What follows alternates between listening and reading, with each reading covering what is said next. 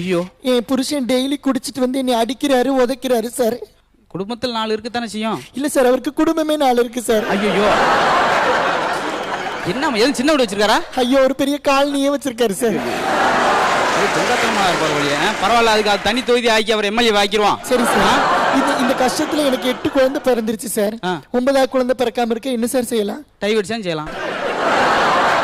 அருமையா பதில் சொன்னீங்க சார். உங்களுக்கு இன்னொரு ஒரு கல்லூரி மாணவன் ஒரு கலக்கலான கேள்வி கேட்டிருக்கேன். எப்படி? அதாவது ஃப்ளவருக்கும் லவருக்கும் என்ன வித்தியாசம் சார்? ரொம்ப சிம்பிள். அவர் வயசுக்கு ஏற்ற மாதிரி கேட்டிருக்காரு. ஆமா சார். ஃப்ளவர் வந்து வாடிடும், சரி. லவர் வந்து ஓடிடும். அனுப்புமா சார்? இல்ல கவனமா இருக்கணும். சரி சார். நீங்க சொன்னோடனே எனக்கு ஒரு கொஸ்டின் ஞாபகம் வந்துச்சு. எப்படி? அதாவது பெண்கள் எல்லாருமே இந்த மாதிரி தான் சொல்றாங்க. யமனுக்கும் உமனுக்கும் என்ன வித்தியாசம் சொல்லுங்க. ஓ, இதே மாதிரி கேட்டீங்க. ஆமா. இப்ப எமன் வந்தான்னு வச்சுங்களேன், மனுஷங்கிட்ட உயிரை மட்டும் எடுத்துட்டு போயிடுவார். எல்லாத்தையும் விட்டுட்டு. ஆமா.